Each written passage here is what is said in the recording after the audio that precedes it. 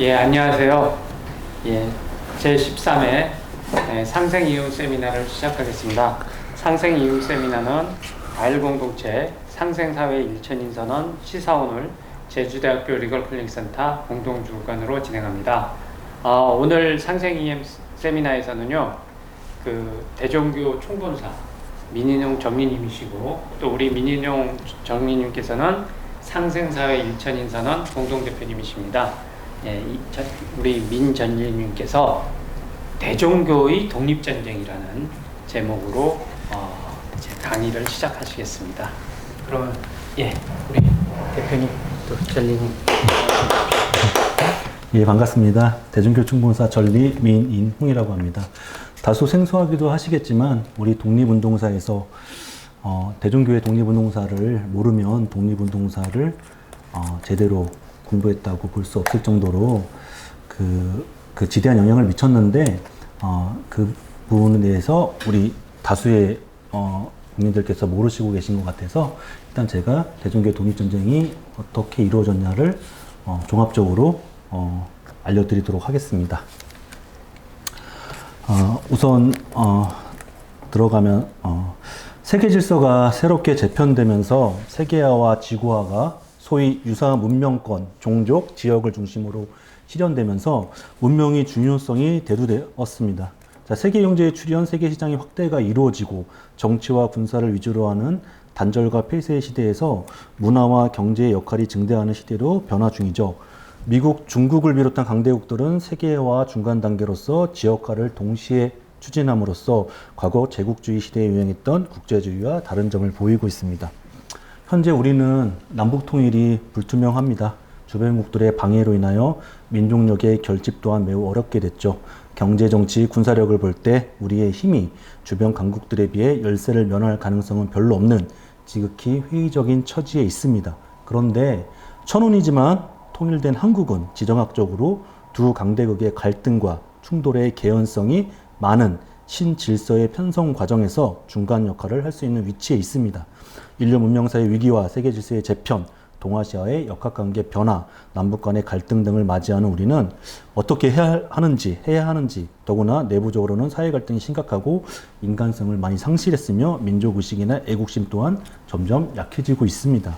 그런데 바로 100여 년 전인 20세기 말은 지금보다 훨씬 더한 우리 민족사회에서 가장 힘들었던 시기, 길고 긴 불행과 고난이 폭발적으로 발생하는 시기였습니다. 그때 위기를 극복하는 데 선도적인 역할을 한 특별한 종교가 있었습니다. 한민족의 역사 속에서 거대한 잡류로 흐르다가 다시 부활해 질풍노도처럼 역사의 땅을 흘렀죠. 그 종교는 오로지 종교의 구성원이 되었던 민족을 위해서 존재했고 구성원들은 그 종교에 의지하여 자신들의 생명과 생존, 역사의 부활을 실현시켜 갔습니다. 그 종교는 대종교였으며 그들이 한 일은 민족의 독립과 해방을 쟁취하는 일이었습니다. 자, 우리 홍익인간은 고조선을 계승한 많은 나라들, 단군 할아버지의 자손인 우리 민족의 구성원들에게 존재의 이유와 명분, 그리고 인간관과 세계관을 알려주는 지침서였습니다. 추상적이고 박제화된 언어로 존재한 것이 아니었습니다. 중국 문화에 흘려 자의식을 잃거나 나라가 위기에 처했을 때마다 혈연 공동체의 힘을 자각하고 힘을 모으는 구심적 역할을 한 실체였습니다. 그래서 해외로 망명한 독립군들은 단군의 존재와 홍익인간 정신을 앞세우고 독립전쟁을 벌였습니다. 때문에 일본은 홍익인간을 추상화시키면서 조선의 실체, 단군의 존재를 의심하도록 심혈을 기울여 우리를 세뇌시켜 나갔죠. 길고 긴 세월 끝에 우리 민족은 그들의 그 혼과 힘, 피해 활동으로 가득 찬 독립전쟁 덕분으로 어느 정도의 염원을 이룰 수 있었습니다. 하지만 역사에서는 자주 그렇듯이 상처를 입고 쓰러진 그들은 잊혀지고 왜곡되고 그들 스스로도 그 깊은 상처에서 벗어나질 못하고 있습니다. 대종교는 잊혀진 종교, 단군은 홀대되는 존재, 홍익인간은 배척되는 상황으로 변질됐습니다. 자, 건국 교육이념 홍익인간의 삭제 시도를 한번 살펴보겠습니다. 한국민족문학대백과 사전에 따르면 홍익인간은 고조선 건국신화에 나오는 고조선의 건국이념이자 대한민국의 교육법이 정한 교육의 기본 이념이라고 되어 있습니다. 그 의미는 한국인이면 누구나 아는 대로 널리 인간을 이롭게 하라는 뜻입니다. 따라서 홍익인간이 추구하는 가치에 대해서는 인본주의나 인간 존중, 복지, 사랑, 봉사, 정의, 민주주의, 공동체 정신, 평화 등과 같은 여러 형태로 설명하기도 합니다. 해방 후 미 군정의 교육부나 자문기구인 조선교육심의회는 홍해인간을 교육의 기본 이념으로 채택하였습니다. 정부 수립 후 교육법이 정식으로 제정될 때 홍해인간은 자연스럽게 법제화되었죠. 교육법 2조는 교육은 홍해인간의 이념 아래 모든 국민으로 하여금 인격을 도야하고 자주적 생활 능력과 민주 시민으로서 필요한 자질을 갖추게 함으로써 인간다운 삶을 영위하게 하고 민주국가의 발전과 인류 공영의 이상을 실현하는 데에 이바지하게 함을 목적으로 한다고 규정하고 있습니다. 1958년에 나온 문교 대관에서는 홍해인간을 교육 이념으로 채택한 이유를 두고 홍해인간은 우리나라 건국 이념이기는 하나 결코 편협하고 고루한 민족주의 이념의 표현이 아니라 인류 공영의 이란 뜻으로 민주주의의 기본 정직과 부합하는 이념이라고 설명하였습니다. 해방 후 70년 넘게 우리 교육 이념의 뿌리이자 기둥으로 인식되어 오던 홍해인간이 논란이 됐던 적이 있죠. 발단은 더불어민주당 민영배 의원 등 12명이 2021년 3월 교육기본법 개정안을 제출하면서부터였습니다. 이들은 현행법상 교육 이념으로 홍해인간을 규정한 표현 등이 지나치게 추상적이라며 이 문구를 삭제하는 대신 민주시민으로서 사회통합 및 민주국가의 발전에 이바지할 수 있도록 한다는 내용 등을 담았습니다. 자, 그러자 최초로 대전교에서 들고 일어났습니다. 대전교는 최고 지도자인 박민자 총정규명이 입장문을 내서 홍해인간은 초종교적인 개념으로 대한민국 뿌리정신이라면서 우리 교육의 지향점이 홍해인간을 빼고 무엇을 생각할 수 있다는 말인가 라고 따져 물었습니다. 이후에 여러 여론조사를 통해서 조사한 결과 대부분의 응답자의 70에서 80% 수준에서 개정안에 대해 반대한다고 답을 했습니다. 이 앞에 자료는 JTBC 뉴스 브리핑에서 대전교 쪽에 요청해가지고 당시에 그 자료, 보도 자료를 이렇게 보도한 자료입니다. 자, 일제강점기에 개신교가 설립한 학교는 물론 무장 독립군을 배출한 신흥무관학교에서도 단군 사상을 가르쳤죠. 청산리 대첩을 이룬 북루 군정서의 지도자와 군사들도 모두 단군 사상으로 무장한 대종교인들이었습니다. 자, 일제강점기 하에서는 현재와는 다르게 기독교계에서도 단군에 대해 거부하지 않았습니다. 한 예를 들면 간도의 조선인 기독교 교회에서는 단군을 존숭하고 있었죠. 당시 기독교에서 세운 명동학교의 교과에는 신매가 우뚝 솟아 은택이 호대한 한배검이 기치신 이터에 그 시약 크신 늦뜻 넓히고 가르는 나의 명동이라고 해서 단군의 정신을 계승하고 있음을 자랑스레 내세우고 있었고, 도서관, 명동학교 도서관 벽에는 예수의 사진과 더불어 단군의 영정을 마주 걸어놓고 있었습니다. 이는 단군을 기독교 교리에 어긋난다고 보거나 반대하지 않고 있었음을 보여줍니다. 또 기독교를 신앙했던 도산 안창호는 평생 단군상을 몸에 지니고 다녔고 필라델피아에서는 대규모 단군 집회를 개최하기도 했습니다. 이 자료에만 보면은 이 단군 영지는 당시 대전교 남도 본사에서 제작한 건데 우리 독립군들, 그 다음에 일반 대종교인들, 그 다음에 일반 백성들이 품 안에 지니고 다녔던 그 단군의 사진으로서 지금 대종교 총본사에서 하고 있는 단군 천진과 같은 모양입니다. 해방 후에도 홍해인간을 대한민국 교육의 이념으로 정하는 데에는 초대 문교부 장관이었던 안호상과 함께 커다란 역할을 했던 분이 연세대학교 총장을 지낸 백낙준 박사였죠. 그는 미국에서 신학을 공부한 기독교인으로 1946년 조선교육심의회 제1분과위원이었는데 홍해인간을 교육이념으로 정하자고 제안하자 미 군정이 이 말이 민족주의적 색채가 심하다고 꺼려했습니다. 이를 백낙준 박사가 인간에 대한 최대한의 봉사로 번역하여 미 군정을 설득하는 데 성공하였죠. 자, 세계화를 부르짖는 지금 국내 구계를 구분한다는 것이 적절한 것은 아니라고 생각하지만 일단 석가나 예수는 외국의 성인들이요, 단군은 우리 민족의 성왕이죠. 그래서 모화 사대주의가 극성을 부렸던 조선시대에서조차 국가 제사로 기자와 함께 단군을 이 땅에서 천명을 받은 조선의 개국 시조로 정성을 들여 재앙을 올렸던 것입니다. 각계에서 반대가 잇따르자 법안을 발의했던 의원들이 결국 꼬리를 내렸습니다. 여론의 역풍을 맞게 된 개정안은 발의된 지 불과 이틀 만에 전격적으로 철회됐죠.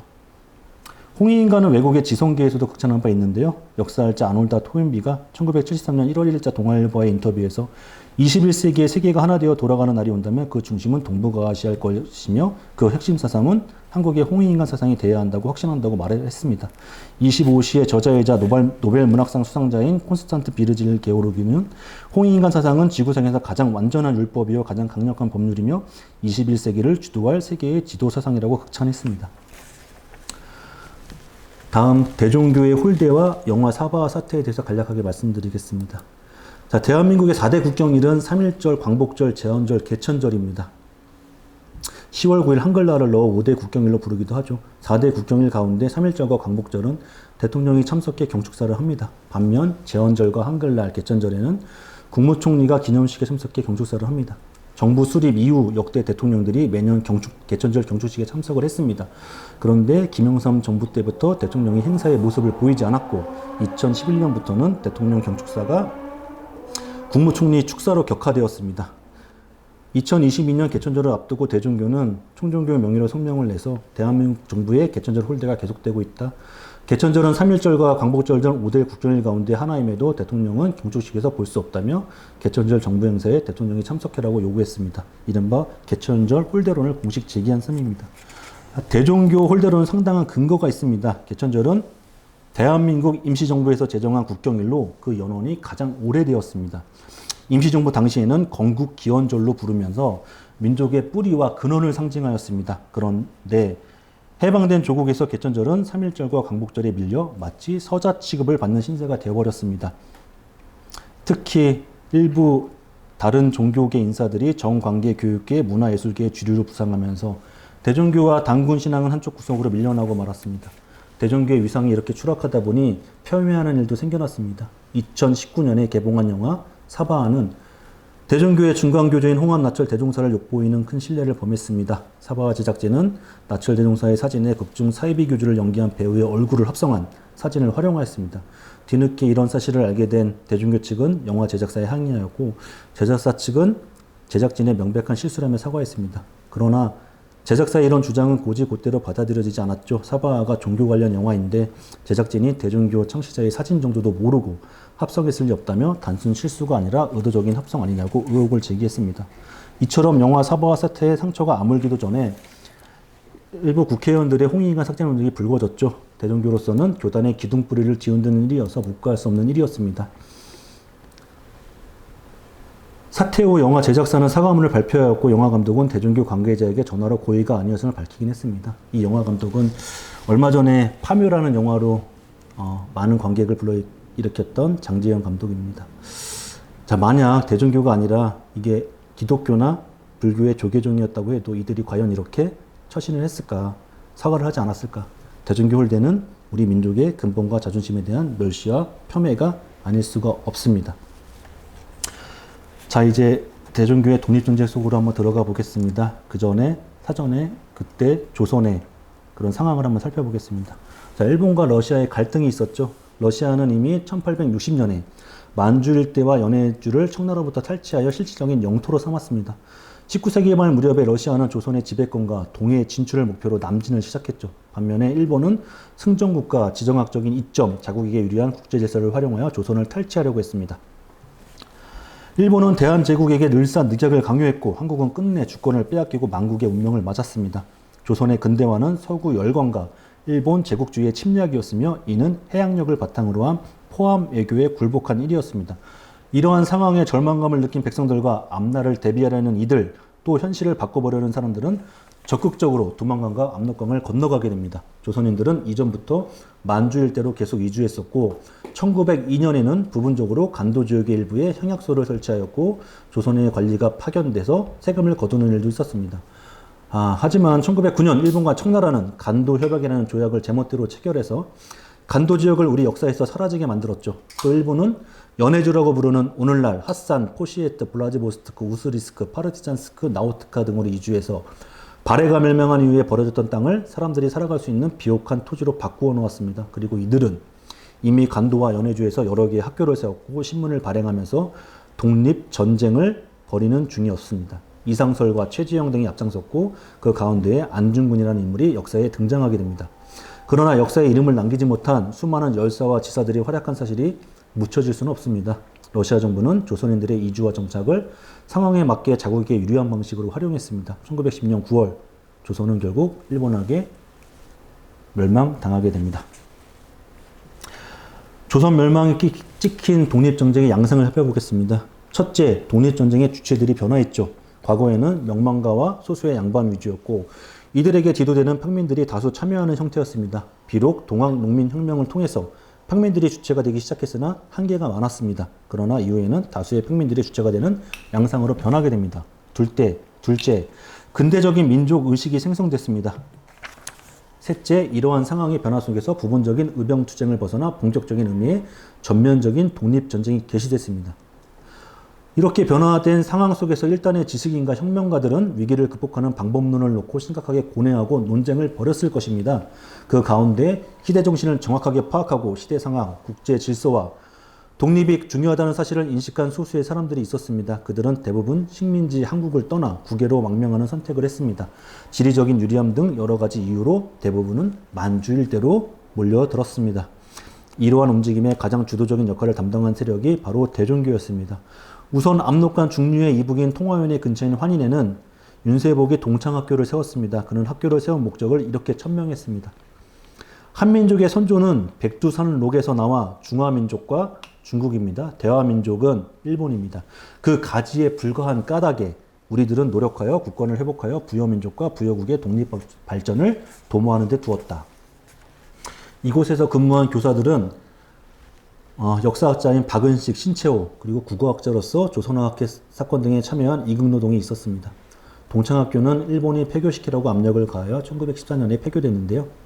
그러자 윤세복은 백두산 근처인 무성윤으로 가서 백산학교를 또 설립했습니다. 그리고 대종교인들을 중심으로 흥업단을 조직하여 무장투쟁을 전개했습니다. 한편 우당 이혜영 선생도 일가족과 함께 1910년 12월 전 재산을 팔아 여섯 청제와 가족 노비 40여 명 일가족을 거느리고 만주에 망명했습니다. 윤세복과 마찬가지로 통화연의 삼원보 추가가에 정착했죠. 1911년 4월에 경학사를 조직했고 석주 이상용을 대표로 선임했습니다. 이어 5월에는 독립군을 양성할 목적으로 신흥 강습소, 후에 신흥 무관학교가 됩니다. 설립했습니다. 안타깝게도 그의 대흉작으로 인하여 가을에 해산했으나 근처의 몇몇 지역에 분교를 설치하였습니다. 노동 강습소도 설치하였고 군사훈련을 실시하게 됐죠. 북한도인 연변 지역에서도 독립전쟁은 활발하게 전개되었습니다. 또 연해주 일대는 일찍부터 동포들이 정착했고 이상설, 최재형 등의 지도로 독립전쟁이 활발하게 전개되었습니다. 1차 세계대전의 결과와 독립전쟁의 양상변화, 대한독립선언서의 발표를 주제로 보겠습니다. 자, 만주 일대에서 독립전쟁이 일어나는 와중에 제1차 세계대전의 과정과 결과는 식민구도의 재편 과정을 불러일으켰죠. 여러 지역에서 독립국가들이 탄생했고 윌슨이 제기한 14개조 강화 원칙에 표기된 민족 자결주의로 인하여 민족주의의 자각과 민족 독립운동들이 세계 곳곳에서 일어났습니다. 1918년 상해 지역에서는 신한청년당이 결성돼서 1919년 1월에는 김규식을 파견하게 됩니다. 미국에서는 그해 안창호 등이 결의한 후에 3인을 파리에 파견할 것을 시도하기도 했습니다. 하지만 실패로 끝났고 국내외의 세력들이 연계해서 국제질서의 변화를 이용하기 위한 대규모의 독립운동을 전개하려 했습니다. 하지만 이 같은 노력은 일본은 승전국이었으므로 우리의 요구는 관철될 수 없는 상황이었죠. 이런 상황이 전개되는 과정에서 독립선언서의 작성과 본격적인 독립전쟁이 발생됐습니다. 독립선언서 중 가장 먼저 발표된 것은 1919년 2월 1일 만주에서 발표한 대한독립선언서입니다. 음력 무오년에 선언하였으므로 속칭 무오독립선언서라고 불려집니다. 가장 자주적인 내용과 민족적이고 민중적인 언어로 구성되어 있습니다. 뿐만 아니라 독립에 대한 강렬한 열망과 실천 방법으로서 육탄, 혈전 등 전투성을 강조하고 있습니다. 선언문을 작성한 주체에 대해서는 조수왕 또는 김기원 등 여러 설이 있지만 대종교와 연관되어서는 부정할 수 없습니다. 바로 선언 장소가 대종교 총본사였기 때문입니다. 직접 또는 위탁으로 선언서에 서명한 인물들은 전투적으로 독립운동을 펼쳤던 명망가들이었는데 대부분 직접 간접으로 대종교와 연관이 깊었습니다. 이 독립선언서에는 이러한 구절이 있습니다. 아, 우리 마음이 같고 도덕이 같은 2천만 형제 자매여, 우리 당군 대왕조께서 상제에 좌우하시아 우리의 기운을 명하시며 세계와 시대가 우리의 복리를 돕는다. 이 선언서는 일제가 식민사관으로 철저하게 부정했던 당군의 존재를 부각시키고 한민족 존재의 근원과 독립전쟁의 명분으로서 당군을 내세웠습니다. 이어서 2월 8일 일본 동경에서 유학생들을 중심으로 선언된 것이 28 독립선언서이고 국내는 1918년 말부터 천도교와 기독교 세력과 학생들이 독립선언을 준비했습니다. 1919년 2월부터 함께 거서할 것을 결정했고 2월 27일에 독립선언서를 인쇄했고 이어 3월 1일에 서울에서 속칭 기미 독립선언서가 발표되었습니다. 일반적으로 이러한 기미 독립선언서가 많이 알려져 있는데 여기에는 몇 가지 이유가 있죠. 그 가운데 하나는 속칭 무 독립선언서의 존재와 그와 연관된 인물들의 활동과 업적을 약화시키거나 지워버리려는 다양한 세력들의 의도도 있습니다. 자, 이어 상하이에서 모든 세력이 규합한 대한민국 임시정부가 수립됐습니다. 이후에 독립운동은 국내외의 모든 조직들이 연계해서 조직적으로 이루어졌습니다. 특히 만주 지역에서는 무장 독립전쟁이 활성화되었습니다. 독립투쟁은 여러 방면이 있으나 그중 무장투쟁이 가장 근원적이고 치열하다고 할 수 있겠습니다. 이러한 독립전쟁의 배경과 진행에는 군인 등 전투병의 충당, 보급 등의 주도적인 역할을 담당한 대종교가 있었습니다. 1919년 10월 만주에서는 백포 서희를 단장으로 대종교도가 주축이 된 대한정의단이 대규모의 군사단체로서 조직됐습니다. 대한정의단은 다시 군정부로 확대 개편하면서 김저진 등이 합세했고 이들은 연해주의 독립단체들로부터 무기를 대량으로 구입했습니다. 이어 12월에는 대한민국 임시정부의 지시로 북로군정사라는 명칭의 정식 군대체제로 개편되었습니다. 독립군들은 1920년에 들어와 6월에 일본군과 봉오동 전투를 벌여 승리를 거두었고 이어 청산리 전투가 벌어졌습니다. 북로군정서의 김자진 장군과 대한독립군의 홍무도 장군이 합동으로 지휘한 1,500명의 독립군은 25,000명의 일본군을 공격했죠. 10월 21일부터 26일까지 전개된 전투에서 일본 정규군 1,200명이 사살당하고 2,500명이 부상당했습니다. 이 청산리 대첩으로 패배와 슬픔의 그늘에 잠겨있던 조선인들은 승리라는 자신감과 함께 독립의 의지를 더욱 불태우게 됐습니다. 이 자료화면에 보면은 당시 독립신문 1921년 1월 18일자인데요. 이 독립신문은 임시정부의 기간지였죠. 자, 북로군정서 총재 백보 서일은 임시정부에 보내는 보고서를 직접 올리게 됩니다. 그 전승의 이유를 이렇게 말하였습니다. 생명을 불구하고 분용 결투하는 독립에 대한 군민 정신이 먼저 적의 지기를 압도했고 양호한 진지를 선점하고 완전한 준비로 사격 성능을 극도로 발휘했으며 임기 수변의 전술과 예민 신속한 활동이 모두 적의 의표에 출함이라. 당시 북로군정서 독립군 장병들의 확고한 독립정신과 멸적 보국을 위한 최선의 전략 전술 소침을 말하여 주는 것이었습니다. 그러나 일본은 청산리 대첩을 빌미로 1920년 가을에 경신참변을 일으켜 연해주와 만주 일대의 독립군과 한국인들을 사륙하고 약탈했습니다. 1920년 가을부터 1921년 4월까지 무려 3,000명, 대종교의 기록에는 3만 명이라고 적혀 있는데요. 이때 많은 교민들이 살해당했습니다. 이때 연해주 독립운동의 대부였던 최재형 선생도 일제에 죽임을 당했죠. 이러한 독립전쟁은 전 세계인들의 주목을 받았고 중국에서는 오사운동은 물론 항일운동에 자극이 되었습니다. 독립군은 1921년 1월에 밀산에 모여 3천여 명의 대한독립군단을 결성했는데 이 대한독립군단의 총재도 대종교 종사인 백보 서일이었습니다. 홍범도, 김자진, 김규식, 이청천 등 대종교인들이 주축이 되었고요. 이후 자유시 참변을 계기로 무장 독립 세력은 새가 꺾였으나 독립전쟁은 계속해서 진행되었습니다. 한편 영고탑이었던 영안 지역에서 독립전쟁은 활발하게 전개되었습니다. 1920년 9월 대종교의 제2대 교주인 김규원은 영안에 있었습니다. 발해의 수도인 상경성이 있던 곳이었으며 당시 지명으로는 영고탑이라고 불렸습니다. 대종교는 여기에서 포교활동을 열심히 해서 이 당시에 대종교인들이 많이 거주했습니다. 이 사진은 제14회 중강절 기념사진입니다. 1922년이고요. 당시 대종교 총무세 사진 찍은 것입니다. 영고탑은 중국 흑룡강성 영안현성의 청나라때 지명이죠. 여기 보시면 열례돌 중강날 영고탑서 박힘이라고 적혀 있는데 대종교인들이 얼마나 한글을 수호하려고 노력을 했는지 이 사진에서도 나오고 있습니다. 이 가운데 코스염이 멋지게 계신 분이 대종교 2대 종사인 무원 김규원 종사입니다. 자, 다음으로 나철의 대종교 중간과 일제의 탄압을 보겠습니다.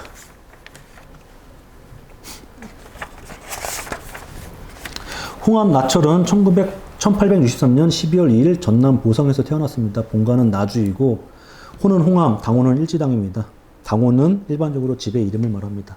본명은 두영인데 아마 우리 학생들이 국사교과서에서 배울 때는 아마 나인형으로 알고 있을 거예요. 그래서 1900년 인형으로 개명했다가 대종교 중강 이후 철이라는 외자 이름을 썼습니다. 대종교 교단에서는 홍암 대종사라고 부릅니다. 어려서부터 매우 총명하고 지혜가 뛰어났다고 합니다. 그래서 20세 때 청운의 꿈을 안고 한양으로 올라와서 당대의 세도가이자 대학자인 운양 김윤식의 식객으로 들어가 식견을 넓히면서 입신의 기회를 도모하였죠. 29살 때인 1891년 6월 과거의 급제하였습니다. 1895년 징세서장, 현 국세청장입니다. 징세서장에 다시 임명되었으나 취임하지 않고 고향으로 내려와 10년간 입산수도를 하였는데 이때부터 평생 배옷을 입고 지냈습니다. 앞날이 보장된 엘리트 관리 출신의 그가 관직을 마다하고 낙향한 것은 무엇 때문이었을까요? 구한말 조선의 구군은 풍전 등화도 갔었습니다. 1875년 운양호 사건 이래 동학혁명, 청일전쟁, 을미사변, 러일전쟁 등을 겪으면서 조선의 구군은 패망의 길로 접어들었습니다. 조선을 놓고 청나라, 일본, 러시아는 각축을 벌였으나 조선의 정객들은 권력 쟁탈에만 눈이 멀어 국가의 안위와 민생은 안중에도 없었습니다. 이런 상황에서 평안히 관직에 앉아 국록을 먹는 것은 글 배운 자의 도리가 아니오 나아가 민족 앞에 죄짓는 일이었습니다. 당시 나철의 생각이 바로 그러했습니다. 나철은 관직을 포기하고 장차 구국운동의 길을 걷기로 작심했습니다. 1904년 그는 호남 출신의 지사들을 모아 유신회라는 비밀단체를 조직하여 구국운동에 나섰습니다.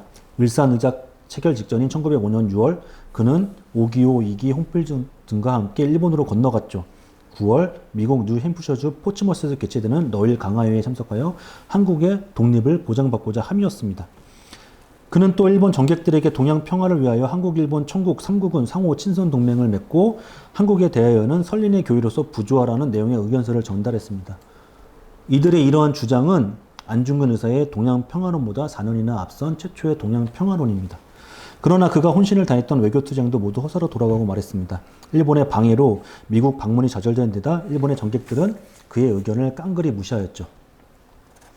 그해 11월경 이토 히로부미가 한국으로 건너가 모종의 협약을 새로 체결할 것이라는 소식이 일본의 여러 신문에 보도되었습니다.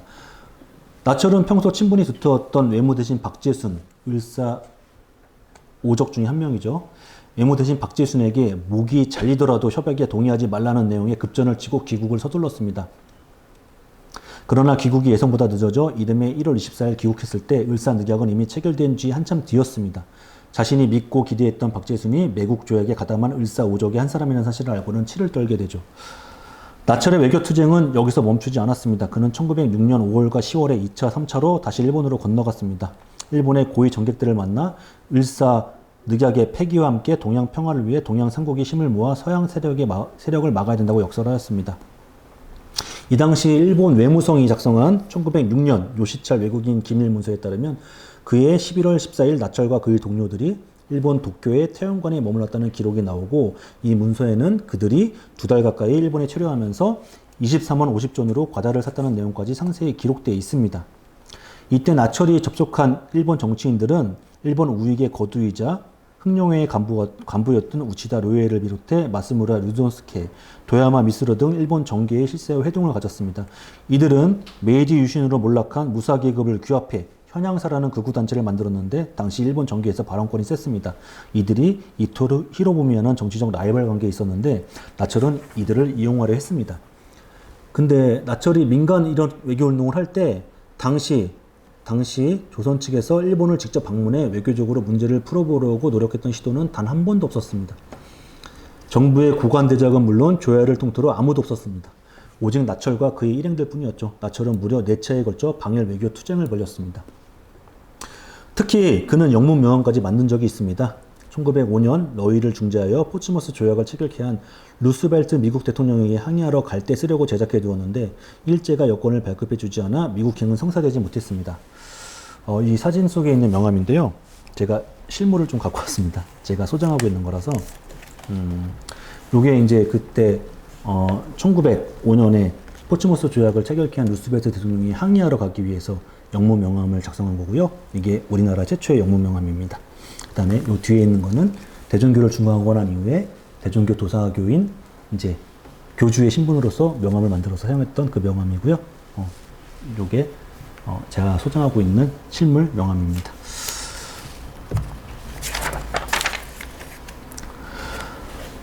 나처럼 민간 최초의 구구 외교를 펼쳤고 그 다음에 비밀교섭을 조직해 이제 드디어 을사어작 초단에 나서게 됩니다.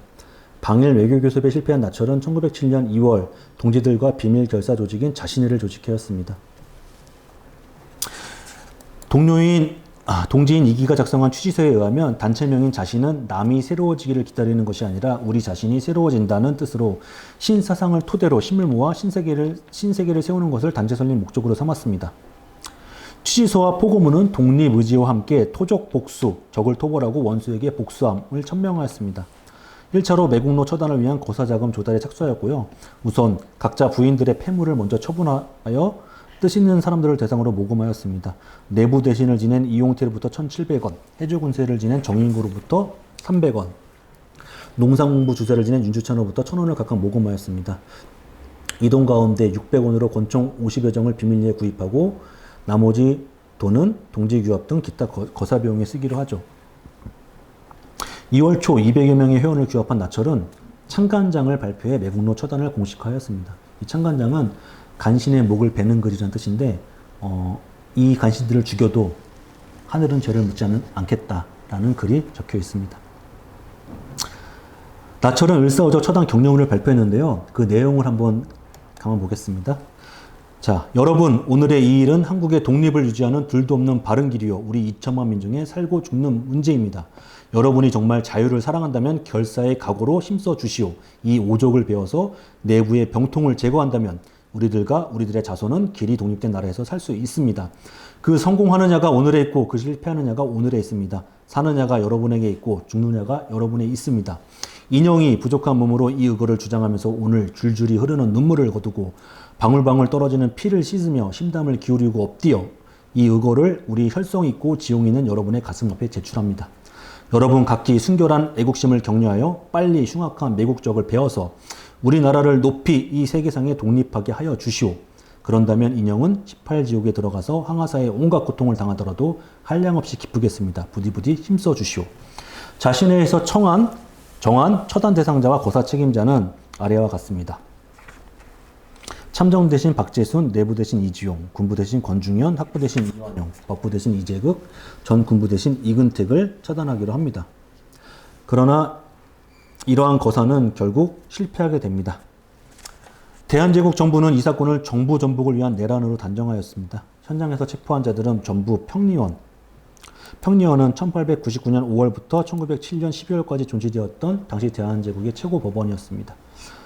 거사주모자인 나철과 오기호는 이광수와 김영채에게 다시 거사를 일으켜를 부탁하고는 동지들이 모진 고문과 그 형벌을 받을 것을 감수하고자 자신에 관련 물건을 가지고 평년에 가서 자수를 합니다. 이로써 나첼 일행의 매국노 처단의 거사는 전모가 드러나게 되죠. 애국적 충정에서 추진한 거사였으나 준비 부족에다 여건마저 좋지 않아 결국 숲으로 들어가게 됩니다. 그해 7월 4일 내려진 판결에서 관련자 30여명은 최고 10년에서 5년의 유배형을 선고받고 지도, 진도, 철도 등으로 유배되었습니다. 나철은 최고형인 10년 유배형을 받고 전남 신안의 지도로 정배되었습니다. 그러나 그의 유배는 오래가지 않았습니다. 평리원 검사 이준, 일성 이준이죠. 하이그 특사의 그 이준 열사를 말합니다. 이준의 은사의 건의를 받은 고종이 이듬해 10월 그를 특사로 풀어주었습니다. 자유의 몸이 된 나철은 11월 또다시 일본으로 건너갔는데 이것이 4차 방일이었죠. 나철은 1905년 6월 1차 방일부터 4차례에 걸쳐 방일 구국 외교를 펼쳤습니다. 나철과 이준은 동지였는데요.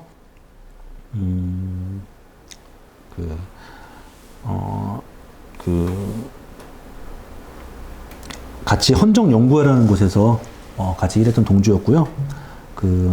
나철과 이준 선생은 똑같이 국혼을 부활했습니다. 부활을 외쳤습니다. 나철 선생이 국수망이 도가존의 정신과 함께 대종교의 중강을 성취했고, 이준 열사는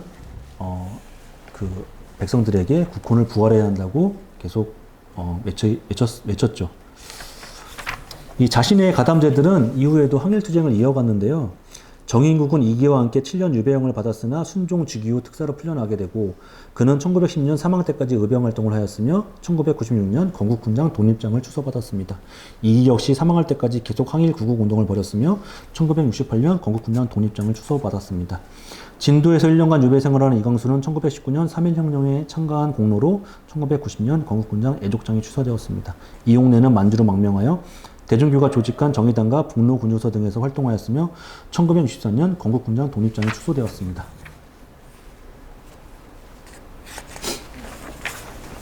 이 자신의 의거는 우리나라의 최초의 의열투쟁인데요. 안중근 의사가 이토 히로부미를 저격한 그 의열투쟁보다 2년에 앞선 최초의 의열투쟁으로 평가하고 있습니다. 자, 독립전쟁의 명분과 실천력을 한번 보겠습니다. 조선시대에 밀란된 농민저항과 식민지로 전락한 후에 일제에 대한 저항은 성격, 규모, 방식 등이 다르게 됩니다.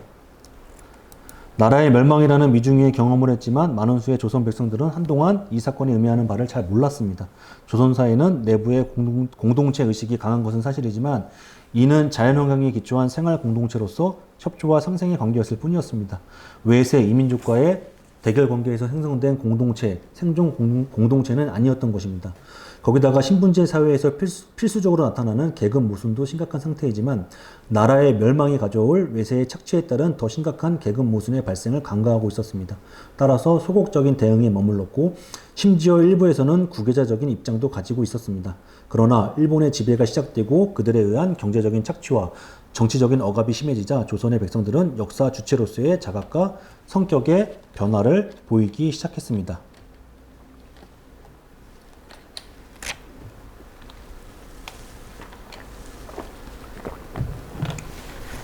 변화된 국내 외적인 상황, 정치 사회적인 상황 속에서 큰 역할을 담당했던 동학의 사상가 조직으로서는 민족이 처한 극한 상황을 극복할 수가 없었습니다. 이러한 상황에서 새로운 성격과 형식을 갖춘 대종교가 역사에 등장하게 된 것입니다. 민족의 구성원들이 그것도 이미 여러 지역으로 디아스포라가 되어버린 조선의 백성들을 운명 공동체라는 인식을 갖게 하는 것이 필요했습니다. 강력한 적과 장기간에 걸친 전투에서 승리하려면 강한 전투력의 배양과 실현이 필요했습니다. 그러기 위해서 우리가 가진 전력의 토대는 혈연에 기초한 동족의식을 확인하고 더욱 강화시키는 생물학적 공동체를 만들어가야 했습니다. 이러한 시대 상황을 파악하고 필요한 시대 정신이 무엇인가를 깨닫고 실천한 주체가 대종교였습니다. 대종교를 중강시킨 나철은 을사오적을 처단하려다가 실패하였습니다. 그는 독립의 방략가, 즉 전략과 전술을 새롭게 구해야만 했습니다. 국내 상황과 국제 질서 등을 고려하고 불리한 비정규전을 펼치는 한계 속에서 단기전과 장기전을 병행하면서 궁극적인 승리를 얻을 수 있는 전략이 필요했습니다. 결국 그가 찾은 것은 단군의 존재, 민족의 역사를 재발견하는 일이었습니다. 실질적으로 역사상에는 위기에 처했을 때 단군을 정점으로 외세에 저항한 사례들이 있었습니다. 자, 임진왜란 당시에 선조로부터 8도 16종 도총섭의 직을 제수받은 서산대사가 승병 모집을 위해 전국에 사찰에 띄운 경문에는 자, 우리 백성이 살아남을지 아니할지, 우리 조국이 남아있을지 아니할지 그 모두가 이 싸움에 달려있어. 목숨을 걸고 우리 조국과 백성을 지키는 일은 단군의 피가 핏줄에 흐르는 한 누구나 마땅히 해야 할 바라 라고 경문을 띄웠습니다. 단군 신앙은 여러 형태로 역사 속에서 작동해 왔는데 결국 단군의 존재와 고구려 등의 역사는 조선 말 또는 일제 초기의 상황으로서는 빼앗긴 이 시의 조선이 아닌 고조선을 수복한다는 희망과 명분을 제공해 줄 수 있었습니다. 대종교의 중광이라는 용어에서 나타났듯 나철은 단군을 정점, 구심점으로 삼는 단군교를 재창조하여 역사적인 전환을 기도한 것입니다. 대종교는 탄생과 존재 이유가 개인의 이익이나 신앙이 아닌 민족 전체의 독립과 해방이었다고 볼 수 있습니다. 자, 그러면 당시 대종교라는 텃밭에서 다양한 종교와 인종들이 모여서 독립전쟁을 할 수 있었던 그 바탕을 살펴보도록 하겠습니다. 대종교는 타 종교에 비해 관대하고 표현적인 입장을 견지했습니다. 나철은 대종교를 중광하면서 교인들이 지켜야 할 규칙인 봉교, 과규를 제정했습니다. 그 가운데 타 종교를 대하는 자세에 대해 구체적으로 명시하고 있는데 그 요지를 소개하면 타 종교인이나 다른 나라 사람을 대할 때는 겸손하게 행동할 것, 우리나라의 성현은 물론 다른 나라의 성현이나 종교인들도 공경할 것, 대종교인이 타 종교를 믿어도 금하지 않으며 타 종교인이라도 대종교를 믿고자 하면 허락함 등이다. 일찍이 나철은 인종과 남녀차별, 타종교 배척을 금지했습니다. 대종교가 이런 개방적인 포용적인 입장을 견지한 데는 나름의 이유가 있습니다. 나철은 1916년 9월산에서 순교하면서 교인들 앞으로 밀유, 즉 타이라고 당부하는 글을 남겼습니다. 그 속에는 12가지 금지하는 내용이 있는데 그 중에 물기시교외인 물이론 여교인이라는 대목이 있습니다. 풀이하자면 다른 교인을 별달리 보지 말며 외국인을 따로 말하지 말라라는 뜻입니다. 나철이 지은 중간과 10장의 노랫말은 아래와 같습니다. 도 연원 찾아보라. 대종교의 도의 근원을 찾아보라. 가닥가닥 한배빛, 성가의 천선종조, 석가의 제석존숭, 유씨의 상제이며 야소의 야화와 회의 천주신봉, 실상은 한 한배님. 위 내용은 도교의 노자, 불교의 석가, 유교의 공자, 예수교의 여호와, 이슬람교의 알라가 실상은 모두 같은 한배님이라는 것입니다. 이는 세계 어느 종교에서도 찾아볼 수 없는 매우 독특한 것입니다. 이런 풍토에서 당시 기독교인이나 불교인, 유교인 모두 대종교 안에서 함께 독립투쟁을 할 수 있었습니다. 대종교를 주제로 서울대 대학원에서 박사학위를 받은 사사 미스아키 박사 현 리츠마이켄대 교수는 대종교를 초종교라고 표현을 했습니다.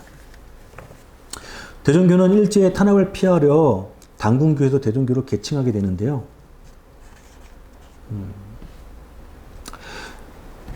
경술년 1910년 8월에 일제는 대한제국을 통째로 집어삼켰습니다. 이른바 경술국지로 대한제국은 끝내 막을 내렸습니다.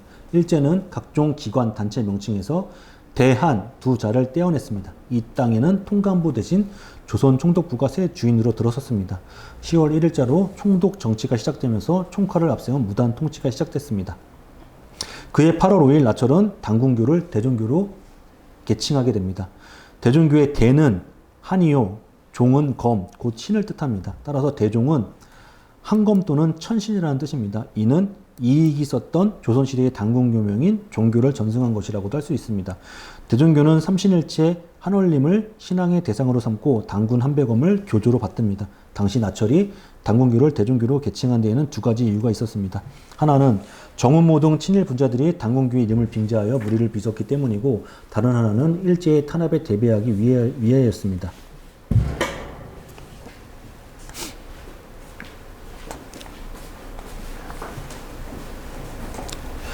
나철은 안으로는 체제를 정비하면서 포교활동에 진력하였고 당군교 교과서를 제작하여 5,000부를 발간하였습니다. 남부지사, 북부지사를 설치해서 시교활동에 박차를 가하게 되죠. 자, 초기 대종교에서 중요한 인물이었고 3대 교주였으며 민족운동과 독립전쟁사에서 매우 중요한 인물이 윤세복입니다. 그는 1909년 비밀청년운동단체인 대동청년단에 가입해서 활동을 했죠. 조선이 멸망한 후에 절망한 상태로 지내던 그는 나철을 만나 그 새로운 이름을 받게 됩니다. 윤세복 선생의 본명은 윤세린인데 나철 대종사가 준 이름 세복으로 개명을 하게 되죠. 그 이후에 대종교에 입교하여 독립전쟁에 투신하게 됩니다. 서일은 훗날 대종교에서 가장 중요한 인물입니다. 그는 1911년에 연변 근처인 왕청년으로 건너가 명동중학을 설립하게 됩니다. 두만강을 건너온 의병들을 구협하여 중광단을 조직하고 단장에 취임하였죠. 1919년 10월에는 대종교도를 중심으로 대한정의단을 조직하였고 신문을 발간하는 등 독립운동을 벌였습니다. 대종교도인 김자진 등과 함께 북로운전소를 조직한 후에 총재로 취임했습니다. 이들은 왕청년의 심리편 산속에서 독립군을 양성하였습니다. 그리고 1920년 9월에 벌어진 청산리 전투에서 승리를 하게 되죠. 자, 이처럼 대종교의 교세가 확장되자 친일단체에 앞세워서 견제를 하게 됩니다. 교명견칙과 교단 분립이라는 내부의 혼란 속에서도 대종교의 교인 수는 꾸준히 늘게 되는데요. 이로 인해 교단 규모도 자연스럽게 확장하게 됩니다. 교단 내부적으로는 승승장구하였으나 외부의 여건은 녹록지가 않았습니다. 1910년 8월 경술국지를 전후하여 대종교는 점차 어려운 상황에 놓이게 됩니다. 일제의 대종교 탄압은 1909년 중강 초기부터 시작되었습니다. 황성신문 1909년 7월 25일자에 따르면 대종교를 중강한 지 반년 뒤에 1909년 7월 나철과 나기호가 일본 경시청에 소환돼 조사를 받게 됩니다. 이들이 당군교회를 조작했다는 것입니다. 일제가 대종교의 검을 두 사람을 조사한 이 사건은 대종교의 불안한 앞날을 예고하게 됩니다. 일제는 일본의 친일파들을 앞세워 일본의 신도를 국교로 만들려고 작당을 하고 있었죠. 이 일에 앞장선 신궁봉경에는 일제 초기의 대표적인 친일단체로 회원수가 1,500명에 이르렀는데 이들은 조선에 신궁을 설립하여 국조 당군과 일본의 개국신으로 불리는 천조대신 아마테라스 오마카미의 합사를 추진하기도 했습니다. 일제는 이를 통해 한국인이 당군 의식으로 결집하는 것을 막고 일본 신도 중심의 내선일제 확립을 꾀하였습니다. 국내에서 이처럼 포교활동이 어렵게 되자 나철은 만주로 진출하였습니다. 이는 총독부의 탄압을 피하는 동시에 당군 신앙의 성지인 백두산에 거점을 마련하기 위해서였습니다. 대종교의 만주 진출은 그 이전부터 이미 시작되었는데 1910년 10월에 이미 북간도 지사를 설치하고 이건을 현지 책임자로 세웠습니다. 그해 11월에는 박찬일을 파견해 청산리에 시교소를 두었으며 1911년 6월에는 화룡현 학성촌을 중심으로 활발하게 포교 활동을 전개했습니다. 그 결과 1912년 9월에 500호 신도가 입교하였으며 9월 23일에는 기독교인들이 대거 봉교하는 등 대종교 신도가 급속히 늘어나게 됐습니다. 백두산을 중심으로 동서남북 사방에 사도교구와 특별히 외도를 설치하였는데 각 교구의 책임자를 보면 동도교구에는 북로군정서 총재이자 대종교 종사인 서일, 서도교구에는 임시정부의 아버지라 불리우는 예간 신규식과 서고 이동령, 남도교구는 강웅, 북도교구에는 헤이그 특사로 파견되었던 보제 이상서를 책임자로 세우게 됩니다. 나철이 1909년 1월 서울에서 중광한 지 불과 5년 만에 교인 수가 30만 명에 달하게 됩니다. 이는 만주, 노령, 중국 등지에 거주하고 있던 조선인 교포의 80%에 해당하는 숫자였습니다. 실로 엄청난 증가세였습니다. 단순 계산으로 일제가 대종교가 한반도에서 포교할 수 있도록 허락하였다면 당시 2천만 인구 중에 1,000만 이상이 대종교인이 되었을 거라고 그냥 단순 계산으로 추산할 수 있겠습니다. 자, 대종교의 폭발적인 교세 성장에 대해 총독부는 크게 당황하게 됩니다. 급기야 조선 내 대종교인을 감시하는 한편 대종교를 말살시킬 대책을 강구하게 됩니다. 구체적으로 총독부는 대종교를 종교를 가장한 항일 지하 독립운동단체로 단정하였습니다. 일본의 신도를 국교로 만들려고 하던 총독부로서는 대종교는 타협의 대상이 아니라 척결의 대상이었습니다. 1915년 10월 1일 총독부는 부령 제83호로 포교규칙을 발표하는데 포교규칙 제1조에서 본령에서 종교라고 칭하는 것은 신도, 불도 및 기독교를 말한다고 규정하였습니다. 총독부는 대종교는 종교가 아닌 유사 종교 전체로 분리시킨 후 이 규칙에 따라 포교에 관한 모든 사항과 교구, 포교소 설립, 포교 담임자, 인적사항 관리 등은 전부 총독부의 허가를 받도록 했습니다. 이는 총독부 차원의 본격적인 종교 통제 정책으로 그들의 속셈은 대종교 말살에 있었습니다. 대종교는 신교 포교 규칙에 준하여 신교로 하여 포교를 할 수 있도록 해달라고 제출을 하였는데 총독부는 다른 군소 신앙단체가 접수한 서류는 모두 받아주었고 대종교만은 종교 유사단체로 규정하여 신청 사료를 각하시켰습니다. 대종교의 모든 종교활동을 금지시켰고 집회나 식교당 설치 불허는 물론 교주위와 주요 간부의 사생활과 일거수일투족을 감시하였습니다. 교인들에 대해서도 가두검색을 하는 등 자유를 속박하였고 특히 대종교인들이 소송, 쟁송에 있을 때 무조건 패소하도록 조치하였습니다. 이로써 대종교의 남도 본사는 결국 강제로 해산되었습니다. 1916년 3월 나철 대종사가 수도의 길을 떠나고자 할 때 경찰관은 대종교인에게는 자유를 허락하지 않는다며 자유를 속박하였습니다. 교주에 대해서도 이 정도였으니 대종교는 사실상 종교활동이 중단되었습니다. 포교는 물론 사사로운 집회나 강연도 일절 금지되었습니다. 이후로 대종교는 대동청년단, 조선국권회복단, 규일당, 동원당, 자유공단, 조선어학회, 해원도 등의 비밀 결사체를 통해 활동할 수밖에 없었습니다. 이후로 나철 대종사의 자결로서 일제의 탄압에 한가하게 됩니다. 교문이 폐쇄되고 손발이 묶인 대종교는 중광 이후 최대의 위기를 맞게 됩니다. 나철 대종사는 비장한 각오와 함께 중대한 결심을 하게 됩니다. 일반 교우들에게는 9월선 삼성사로 봉심, 참배를 하러 간다고 하고 채배를 시켰습니다. 나철은 상교 김두봉, 지교 엄주천, 참교 안영준과 김소종, 나철의 사촌동생 참교 나주현과 조카 참교 나정수 등 6명과 함께 서울역을 출발하고 삼성사 봉심은 사전에 예정된 것이었지만 그 누구도 이 행보가 나철의 마지막 기림을 알아차리지 못했습니다. 일행은 황해도 사리원에서 숙식하였습니다. 이튿날 아침 나철은 사리원의 대기사진관에서 시자들과 함께 기념사진을 찍었습니다.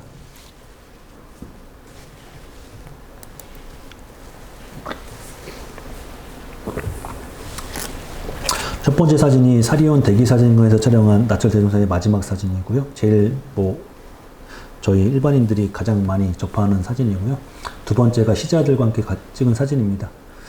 세 번째 사진은 대종교의 한백엄 천진인데요. 삼성사에 올라가 보니까 벽과 기와는 파손되고 담장도 무너져 있었습니다. 나철 대종사와 일행들은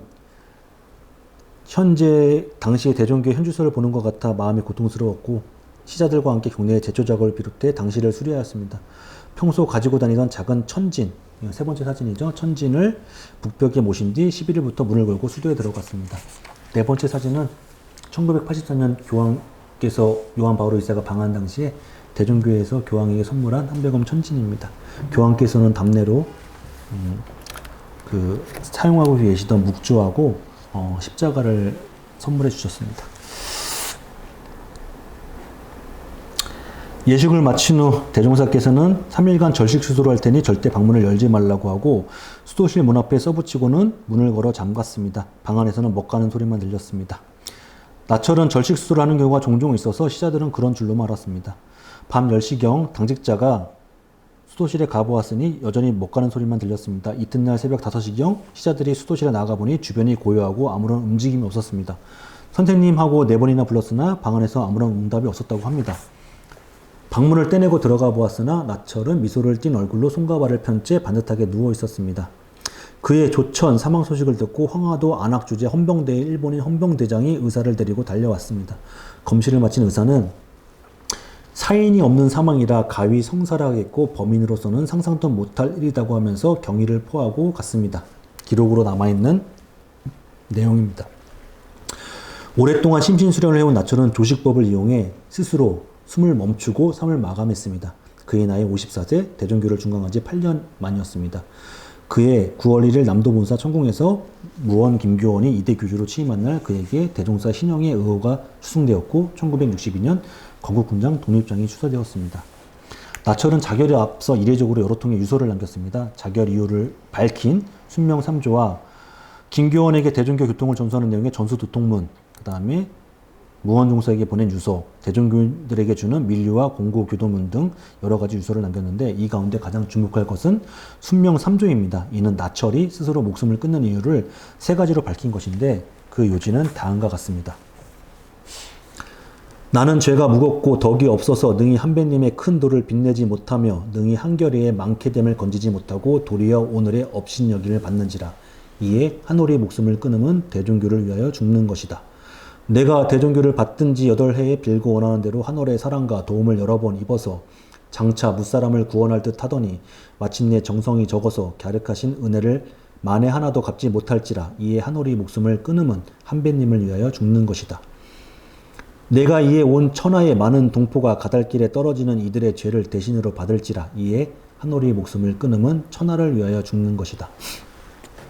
나철은 보통 사람이 아니었습니다. 과거에 급제한 엘리트 지식인이요, 4차례 방일 외교를 통해 국권 회복 투쟁을 벌인 우국지사요, 을사오적 처단을 도모했던 의열 투쟁가요, 맥이 끊긴 당군교를 부활하여 민족 정신을 고취한 독립 투쟁가였습니다. 국군이 기울고 나라가 망한 때를 살던 그는 일 개인으로서 할 수 있는 모든 방책을 강구했습니다. 그는 국록을 먹는 관리도 아니요 사업의 이익을 추구하기 위해서 한 것도 아니었습니다. 오직 나라와 민족을 위해 나섰습니다. 나철이 대종사가 딸에게 남긴 유서를 한번 소개해드리고 싶은데요. 나철 대종사는 딸을 태어난 것도 돌아가실 때까지 한 번도 보지 못했습니다. 그 딸에게 유서를 남겼습니다. 이게 유서의 원문인데요. 한글로, 순 한글로 남긴 게 좀 이채롭죠.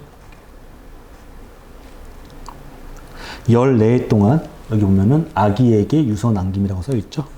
14해 동안 내 얼굴을 못 보고 오늘 청고영별은 내 마음에 맺힌 한이 있을 듯하고 내 눈에 항상 걸릴 듯하나 이 길은 곧 영생하는 하늘길이니 부디 애외를 두지 말고 아비를 생각하든 대종교 큰 도를 정성으로 믿고 아비를 만나려거든 공부를 통하여 하늘길로 오라.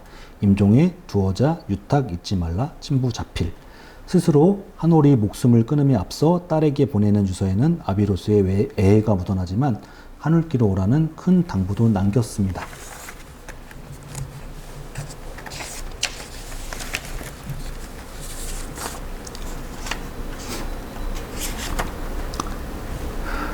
자, 이처럼 당군이란 존재와 그와 깊이 연관된 홍해인간 사상은 가장 근본적인 원형으로서 역사성이 참 강합니다.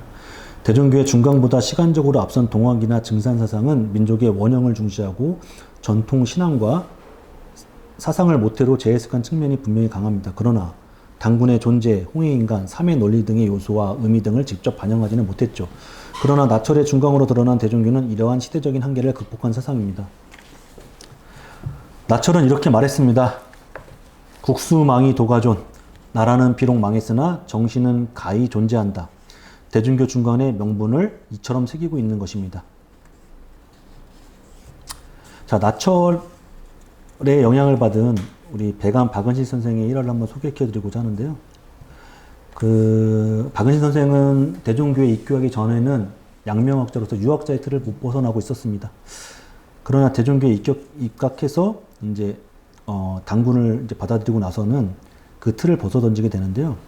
자, 박은식이 지은 한국통사 서원을 보면 서원에 옛사람이 이르기를 나라는 멸할 수 있어도 역사는 멸하지 못한다고 하였다. 대개 나라는 형체요, 역사는 정신이다. 지금 한국의 형체는 헐려졌지만 정신이야 남아있지 않을 것이랴. 정신이 남아있고 꺼지지 않는다면 형체는 때로 다시 살아나는 것이다. 이 말뜻은 나철 대종사가 말한 국수망이 도가존, 나라는 비록 망했으나 정신은 가히 존재하는 데 의미를 유지를 받은 것이라고 할 수 있습니다. 이게 한국 통사는 1917년 중국에서 간행이 됐는데 17년보는 지금 존재하지가 않는 것 같아요. 거의 없어요. 1946년에 이제 다시 발간을 하게 되는데 이게 제가 가지고 있는 게 1946년 본입니다. 이게 좀 많이 낡았죠. 이 한국 통사. 이게 1946년 한국 통사인데 이게 한문본이에요. 한문본이라서 좀 볼 수는 없고 이 한국 통사를 쓴 이후에 박은실 선생이 한국 독립운동 지열사라는 독립운동사 기록을 남기게 됩니다.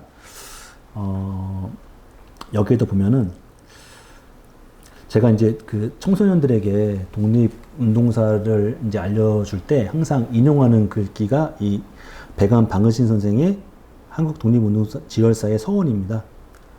박은실 선생은 따로 다른 아호를 또 쓰기도 했어요. 태백강로라는 아호를 썼는데 그 뜻은 태백강로란 말은 태백이라는 것은 이제 옛 조선을 말하는데 망국이죠. 그러니까 나는 앞으로 망국의 광로, 미친 노예로 살겠다라는 뜻을 담은 글로써 그 태백강로라는 필명으로 많은 글을 저술하기도 했습니다. 그 한국 독립운동 지열사의 서원을 한번 읽어드리겠습니다. 자, 나는 본래부터 우리나라가 반드시 광복하는 날이 있을 것을 믿는다. 그리고 일본의 장래가 반드시 패망할 것을 예상한다.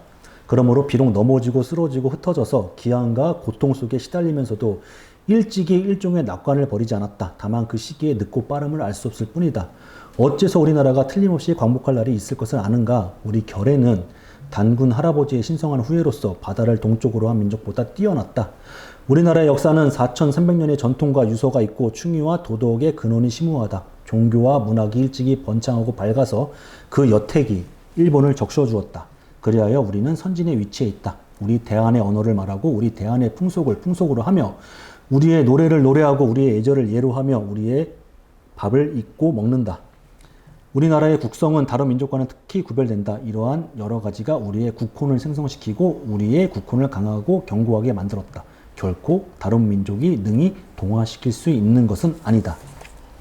라고 천명을 하게 됩니다.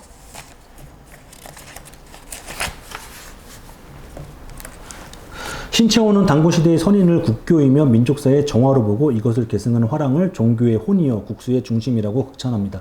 까닭에 그는 중국 문화가 바로하여 우리의 모든 것을 중국화하려던 시기에도 조선을 조선답게 지켜온 것이 화랑이라는 주장을 폈습니다. 그가 말한 화랑은 독립군들이고 국교를 대종교라고 말하는 것이죠.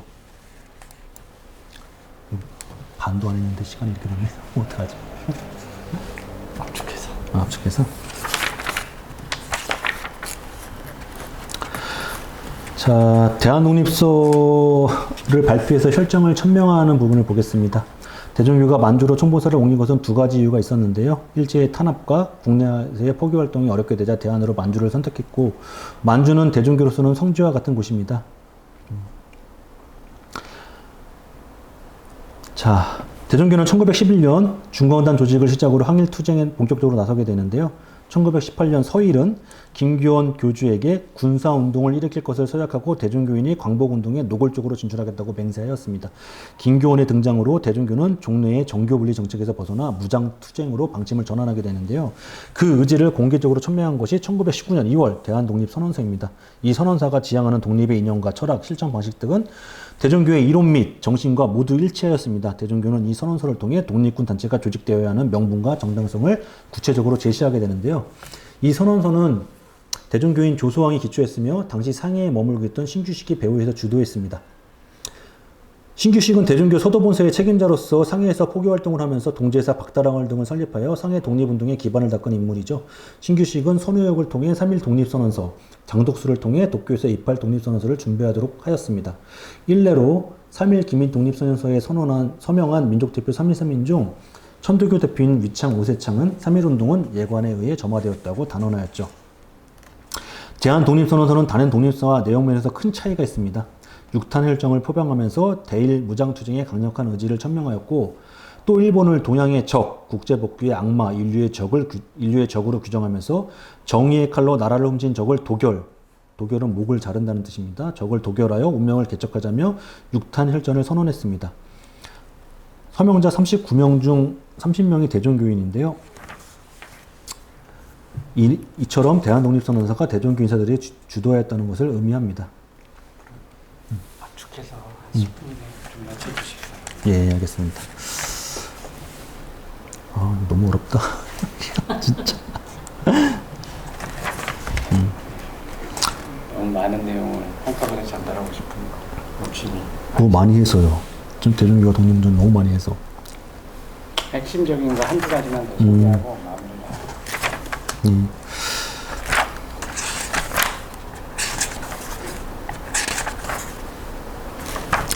대종교의 무장투쟁은 중광단으로 시작해서 대한정의단, 대한군정부, 대한군정소로 재편되었습니다.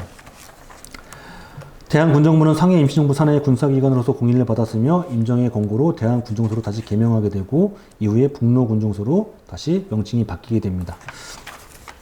북로군정소의 부서와 책임자는 총재 서일의 총사령관 김자진, 그 다음에 참모장 이장영 등이 있었고 의병장 출신의 홍범도가 이끄는 대한독립군과 안무의 국민의군과 함께 청산리 전투에서 대승을 거두게 됩니다.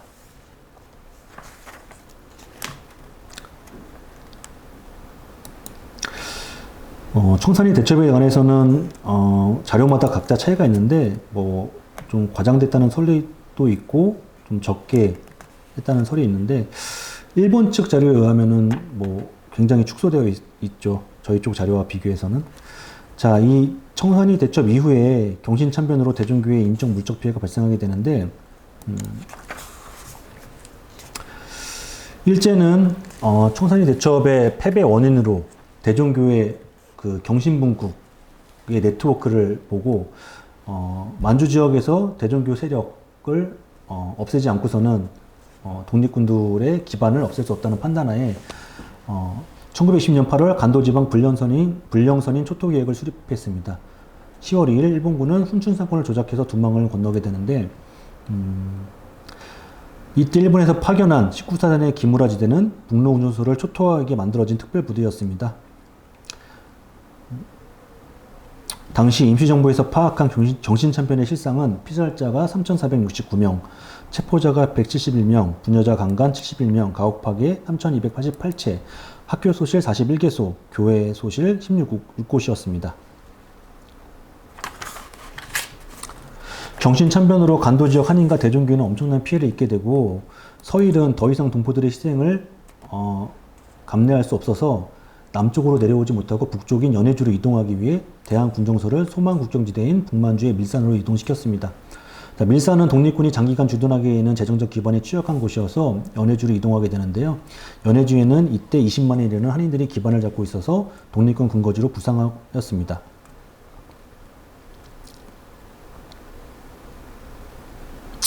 그해 6월 이곳에서 소위 자유시 참변이 발생하여 수많은 독립군이 희생되었습니다. 자유시 참변은 당시 러시아에 거주하고 있던 한인 부대와 간도 지역에서 이동한 독립군이 고려혁명의회와 대한의용군으로 나뉘어 버린 군권 쟁탈전 과정에서 빚어졌는데요. 2017년에 세워진 자유시 참변 희생자 추모비에는 이렇게 적혀 있습니다. 다시는 우리끼리 싸우는 일이 없기를. 한편 서일, 김자진, 이범석 등 북로운전선 지휘부는 무장해제를 거부하고 다시 만주로 나가기로 결정을 하는데요. 이때 군사훈련을 하던 중에 수백 명의 토비들이 야습하여 진중이 초토화되었습니다. 이로 인해 훈련 중이던 수많은 대종교 청년 병사들이 희생당했습니다. 결국 그는 이 모든 책임을 지고 자결을 합니다. 천안 독립기념관 어록비 공원에 서 있는 서일의 어록비에 당시 그의 신경이 잘 나타나 있습니다. 조국 강복을 위하여 생사를 함께하기로 맹세한 동지들을 모두 잃었으니 무슨 면목으로 살아서 조국과 동포를 대하리요. 차라리 이 목숨 버려 사죄하는 것이 마땅하리라.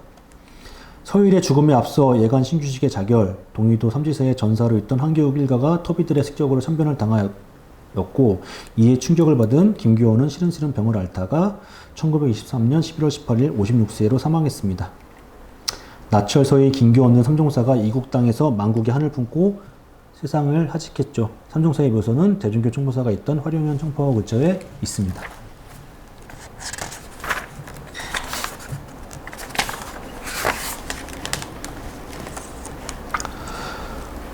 대종교의 포교 활동을 조건부로 허락해준 일제는 대종교 활동에 공공연하게 간섭하게 되는데 총독부 촉탁 조병현을 교인으로 가장에 잠입시켜서 대종교 내부의 동향과 교인들의 일거수일투족을 정탐하게 됩니다.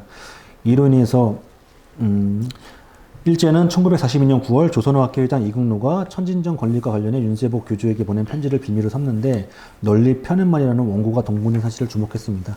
여기 마지막 부분에 일어나라 움직이라 항배검이 도우신다 이 구절을 봉기하자 폭동하자 그리고 조선 독립선언서라는 이름으로 날조하였습니다.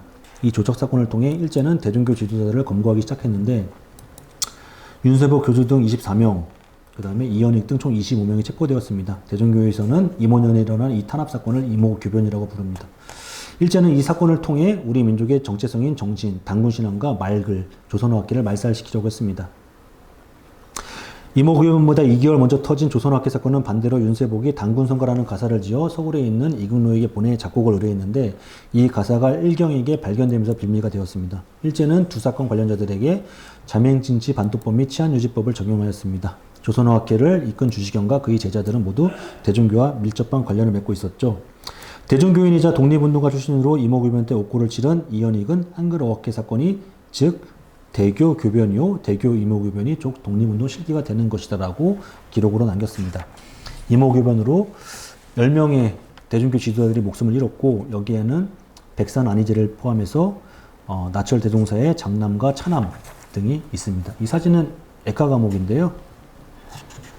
에카 감옥의 가장 최근 사진입니다. 이 에카 감옥은 당시 가장 죄가 나쁜 악질 죄수들을 수감하는 감옥이었고 여기에는 그 수감자의 탈출을 막기 위해서 당시에 가장 높은 담장과 전기가 흐르는 철조망을 설치했다고 합니다. 또 그 옆에 에카라는 게 이제 물감옥인데요. 수옥이 있었는데 죄수들의 목 부분까지 물을 채운 후 손가락에 전기줄을 연결하여 전기 고문을 가했다고 합니다. 당시 수감을 했던 단암 이용태에 따르면 불로 지지는 낙형을 비롯해 거물형, 전기형, 곤봉구타, 현급계자형 등 각종 악행이 자연되었다고 합니다. 역사학자인 박성수 전 한국정신문화원연구원 교수는 대종교에는 3가지 인맥이 있다고 했습니다. 첫째, 한글운동 인맥, 둘째, 민족사학 인맥, 셋째, 독립운동 인맥입니다. 이들은 모두 단군사상을 근본 이념으로 하고 있었는데 항일 투쟁의 사상적 기둥이 되었습니다.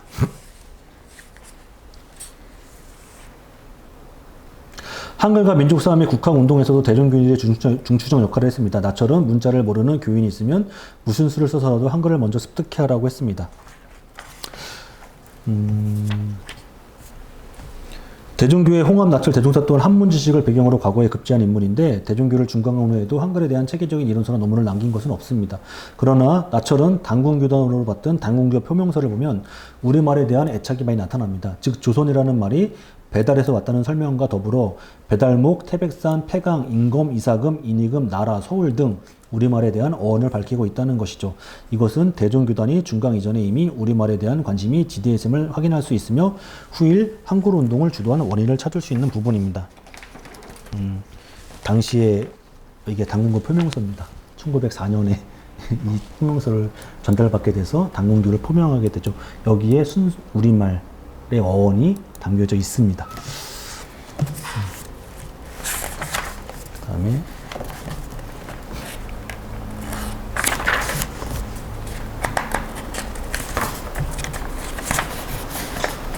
좀 더 기능식으로 갈까요? 다음에 넘어가서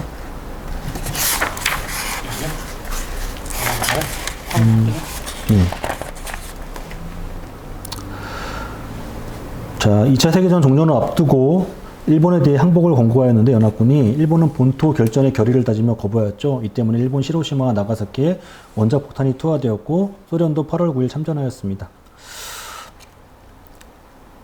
만주 현지 사정은 일제시대만큼이나 소련이 주도한 만주 현지 사정은 아주 참혹했는데요. 새로 진주한 소련군의 약탈, 강간 등으로 치안이 불안하였으며 대종교 종단 운영에 방해가 되었습니다. 이들은 대종교 간부들에게 공산당 가입을 요구하다가 거부하자 대종교는 공산 정책의 비협조적 단체이며 교주와 중진들은 반동 문자이니 처단해야 한다며 공갈과 협박을 하였습니다.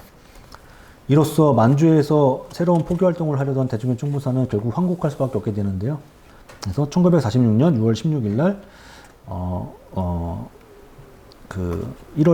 1946년 1월 14일 총본사 회의에서 이제 환국하기로 결정을 하고 1월 17일 수행원 4명과 함께 동경성을 출발해서 걸어서 한 달 만에 서울에 도착합니다.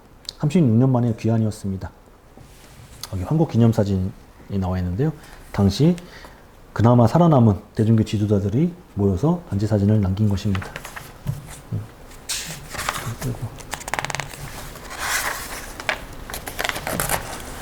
다음에 상해 임시정부와 임시의정원은 독립선언일과 건국기원절을 국경일로 채택했죠. 독립선언일은 대한민족이 나라의 독립을 선언한 3월 1일이고요. 건국기원절은 국조당군이 나라를 세운 음력 10월 3일 개천절을 말하는 겁니다. 1949년 한국정부가 국경일을 제정할 때 건국기원절은 개천절로 그 이름이 바뀌었습니다. 대한민국의 건국절은 이미 국경일로 지정된 개천절이고 그 건국일은 기원전 2333년 음력 10월 3일입니다. 따라서 근년에 보수진영 일각에서 주도했던 건국절 논란, 즉 8.15 광복절을 건국절로 바꾸고자 했던 주장은 우리 역사를 모르는 무지에서 비롯된 것이라고 할 수 있습니다. 자, 그리고 요즘 사람들에게 개천절 외에 어천절은 좀 낯섭니다. 그러나 어천절은 일제강점기 때만 해도 개천절과 같은 급의 중요한 기념일이었습니다. 요 아까 신문사진 이 신문사진을 보면은 음력 3월 15일에 당시 임시정부 대통령이었던 이승만 대통령이 어천절 찬송사를 읊은 것이죠. 여기 보시면은 마지막에 송가 불초한 승만은 이를 본받아 큰 짐을 메이고 연약 하나만 모으며 나아가 한 배의 끼짐을 빚내고 즐기가자 하나이다. 이렇게 했죠. 도산 안창호 선생도 기독교인이긴 한데 대왕조의 높은 덕이라는 또 시를 졌습니다. 여기 첫 번째 시만 보면은 우리 황조 당군께서 태백산에 강림하사 나라집을 건설하여 자손 우리에게 전하셨네. 이렇게 적혀져 있습니다. 자, 해방 후 국내 정세는 미수 양국의 세력과 함께 여러 정파 간의 경쟁으로 매우 혼란스러워졌는데요. 대종교는 국조 당군을 민족의 구심점으로 삼기 위해 서울의 당군정 건립을 추진하였습니다. 장소는 일제 당시 조선 신공이 있던 남산으로 잡았습니다. 자, 당시 이승만 대통령은 대종교 원로원장을 맡고 있던 이시용 부통령을 통해서 대종교 교주인 윤세복 종사에게 덕수궁 속조전을 대종교 총무사로 사용하라고 권했습니다. 이는 이승만 대통령이 대종교의 독립투쟁에 공을 들여 배려한 것이었는데요. 그러나 대종교청은 우리가 무슨 보상을 바라고 독립투쟁을 한 것이 아니라고 사양하였습니다. 대종교는 당군전 봉안위원회를 구성하였는데 이때 정관계를 비롯해 명망가들을 대거 참여하였습니다. 민정장관 민세 안재홍, 위당 정인보, 이범성, 안호상 등이 참석했는데 결국은 기독교 측의 반대로 당군전 건립은 무산되게 되었습니다. 당군 관련 성전 건립은 이후에도 몇 차례 시도되었습니다. 박정희 정권 시절인 1967년에 종로구 삼천공원 내에 당군 민족관 건립이 추진되었습니다. 이 사진 자료가 나와 있는데요.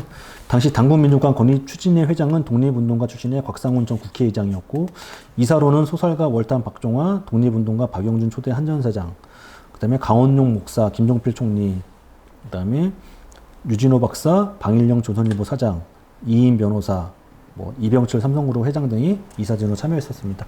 그러나 이렇게 당대의 명망가들이나 거물들이 참여하였던 이런 당군전 선립운동도 기독교계의 적극적인 반대로 무산되게 됩니다.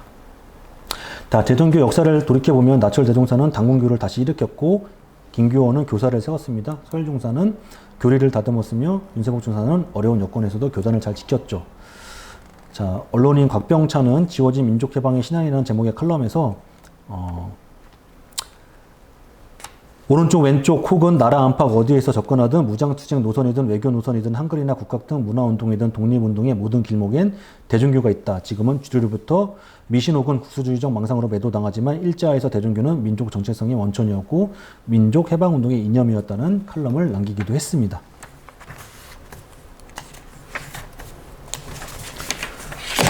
자, 이제 소결 보겠습니다. 한국 현대사에 끼친 영향을 보겠습니다. 첫째, 만주지역의 재발견과 한민족의 역사적인 실존을 체험했습니다. 둘째, 오랫동안 망각했고 외면했던 우리 민족의 또 다른 문화적 정체성을 확인하고 수복하는 데 큰 역할을 했습니다. 셋째, 우리 고대 역사에 망각하고 왜곡된 사실들을 확인하고 전달해서 민족주의 사학의 토대를 마련했으며 한글이 우리 민족의 글자로 확립되는 데 결정적인 역할을 담당했습니다. 넷째, 대종교는 독립전쟁의 수행에 절대적인 역할을 담당했습니다. 만주 일대에서 수행한 독립전쟁, 특히 무장투쟁은 청산리 전투 등 각종 기록들에서 나타나듯 대종교들이 주도했습니다. 다섯째, 한국의 근대 역사 이후 민족주의 세력이 생성되는 데 결정적인 역할을 담당했고 이는 현재까지 작용하고 있습니다. 민족의 용어와 개념 역할에 대해서는 다양한 견해들이 있습니다. 또한 민족주의는 역할의 긍정, 부정적 역할에 대한 논쟁들이 지금도 그치지 않고 있습니다. 서양 근대의 네이션을 일본이 민족으로 번역해서 유포한 이후 이 용어는 동아시아 국가들에게 매우 중요하면서 예민한 문제를 일으켰으며 현재도 진행 상태이죠.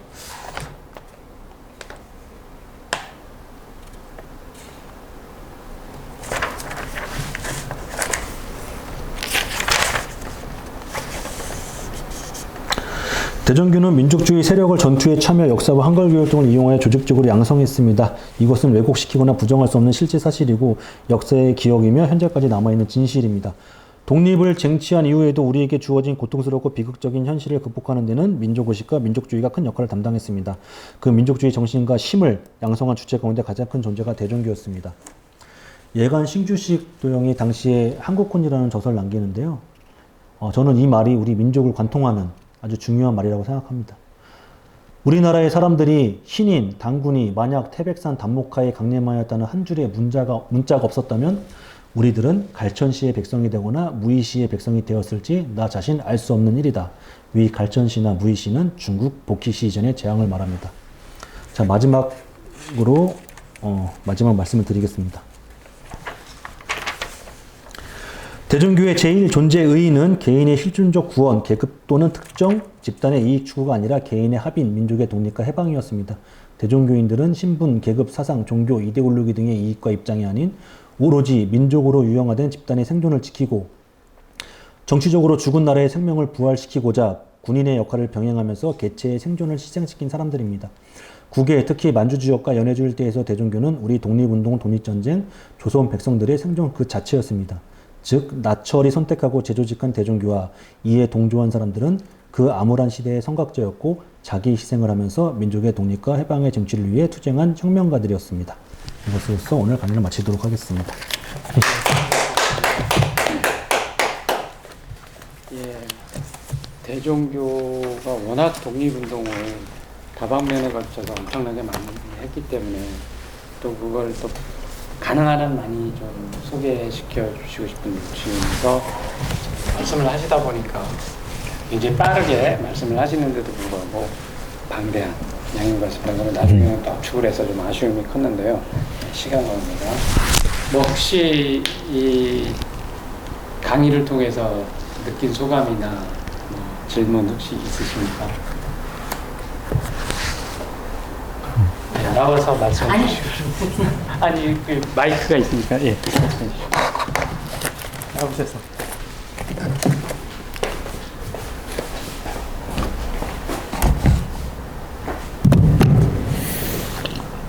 저는 도산 안창호 선생께서 그 친전? 그 단군 친전이라고 하나요? 아, 장군 천진입니다. 천진. 천진을 그렇게 평생을 품고 다니셨다는 걸 사실은 이 자리에서 확실하게 지금 들었고요. 우리의 독립투쟁의 역사 그 길목마다 이렇게 대종교가 전반적으로 다 이렇게 자리하고 있는 부분을 사실은 저도 잘 그렇죠. 깨우치지 못했고 잘 모르던 사실이었는데요. 오늘 우리 전리님을 통해서 확실히 알 수 있어서 너무 감사하고요. 한 가지 제가 질문을 드린다면 대종교의 그토록 어찌 보면 산맥으로 따지면 정말 큰 산맥을 이루셨던 그 부분인데 너무 짧게 아무튼 그 산맥이 허망하게 제가 느끼기엔 허망하게 좀 없어진 것 같고 그리고 지금 이 마당에는 젊은이들에게 물어보면 지금 대종교는 소위 말해서 어떤 뭐 사이비 종교 아니냐라고까지 얘기를 하잖아요. 그래서 이 부분에 대해서 혹시 대종교에 계신 분들은 어떤 문제의식을 갖고 있고 지금 말씀하신 것처럼 우리 독립투쟁의 중요한 바탕이었고 동력이었고 그리고 정체성의 핵심이었단 말이죠. 그래서 이것을 오늘 이 시대에 살릴 수 있는 부분에 대해서 아까 여쭤본 것처럼 어떤 문제의식을 갖고 있으며 앞으로 어떤 방법으로 좀 해결할 수 있는 기미는 있는지 기미는 보이는지 그 부분이 좀 궁금합니다. 많은 젊은이들이 이 사실을 좀 알게 된다면 요즘 젊은이들이 좀 핫한 걸 좋아하면서도 이런 걸 굉장히 이렇게 좋아하거든요. 사실 몰라서 그렇지. 그래서 알 수 있게 하는 방법이 없을까 궁금합니다. 오늘 말씀 잘 들었습니다.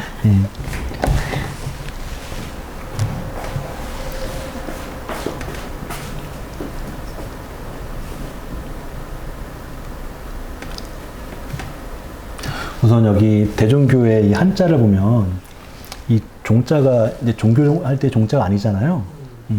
이게 신인 종자거든요. 신인 종자.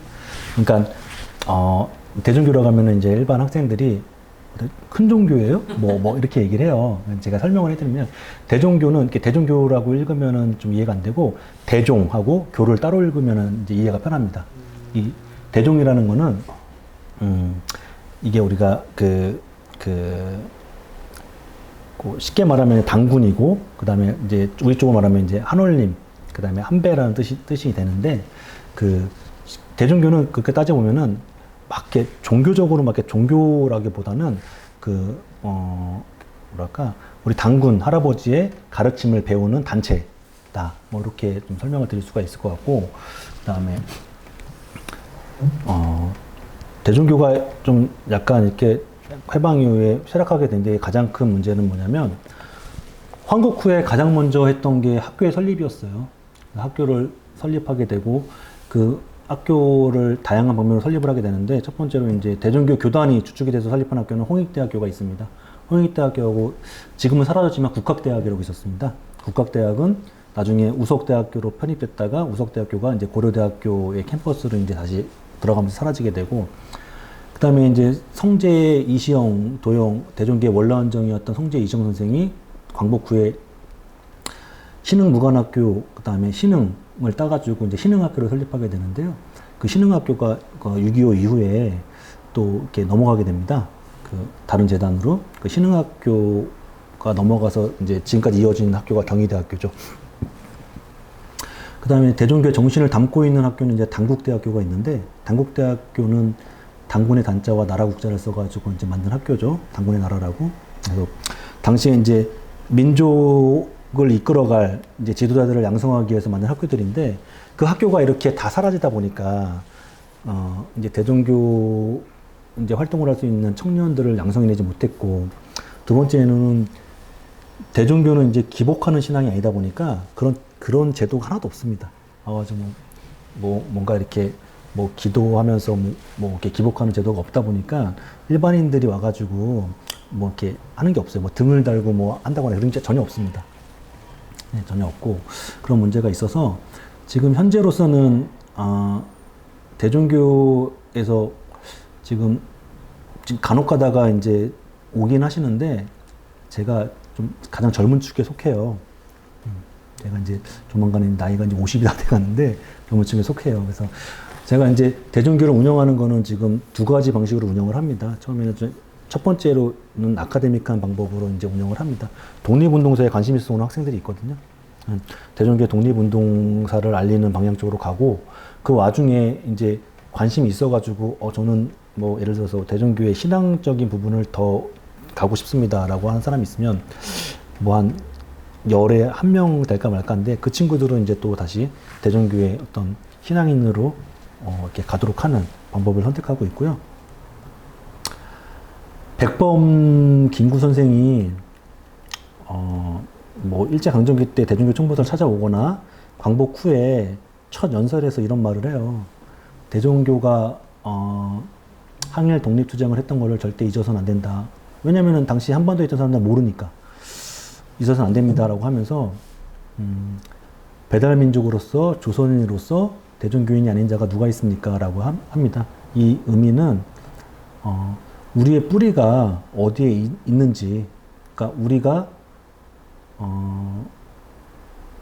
위로 올라가면 올라갈수록 누굴 만나게 되는지를 알게 되는 그런 거고, 대종교는 종교성보다는 약간 우리의 역사다.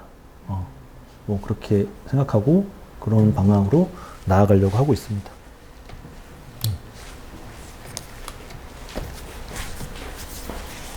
예, 그러면 이제 시간이 어느 정도 다 됐기 때문에 오늘은 이것으로 마치도록 해야겠습니다.